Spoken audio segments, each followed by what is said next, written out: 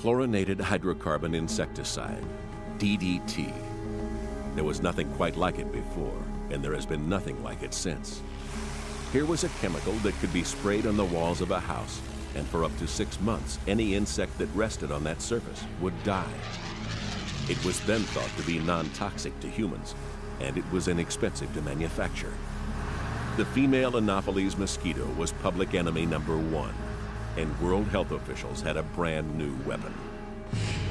Eradication efforts were effective in North America and Europe, but after a decade of trying to annihilate the mosquito in Africa, India, and Asia, the success of DDT slowed. War, corruption, inaction, famine, and a host of other problems detracted from the battle against malaria. By the late 1970s, the World Health Organization bitterly admitted that malaria was back and worse than ever.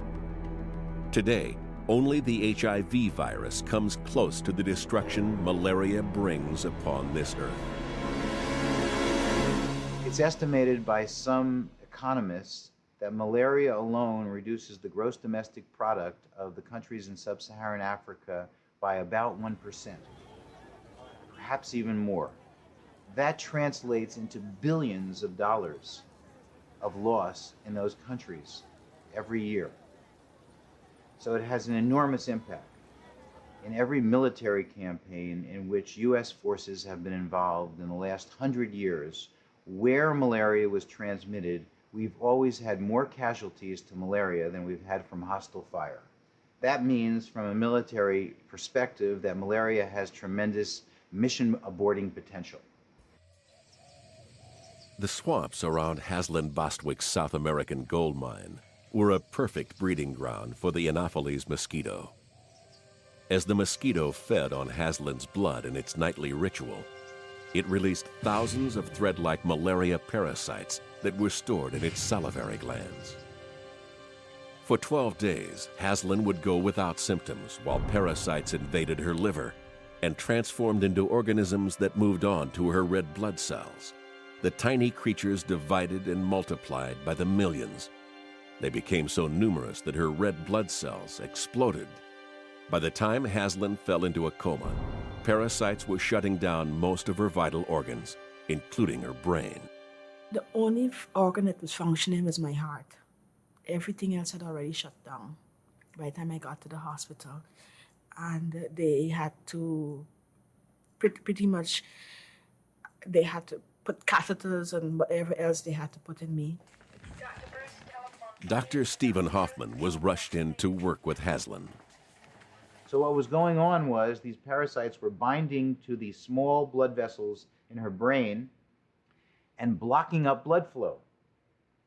If there's no blood flow, then no oxygen gets to your brain and you slip into a coma.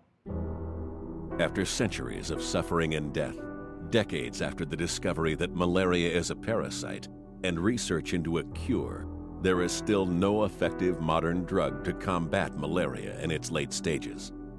And there is no practical vaccine against malaria. We're in a situation where the two major drugs in this world used for treating severe malaria, cerebral malaria, severe malarial anemia, hyperparasitemia, high levels of parasites in the bloodstream, are quinine and artemisinin derivatives. Both of those have been available for hundreds, if not thousands of years. It's not that we haven't developed new drugs for treating the parasite, but that the parasite has either developed resistance to those drugs or they're actually not as good as these age-old remedies.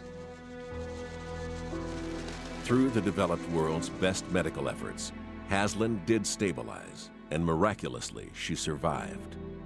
After 5 weeks of devastating illness, Haslen responded to treatment and has been malaria-free ever since. This particular parasite kills, and not too many people can survive to tell a story. Because especially getting to the point where I was, because I should have been dead. I should not be here sitting talking to you today. I should really be dead.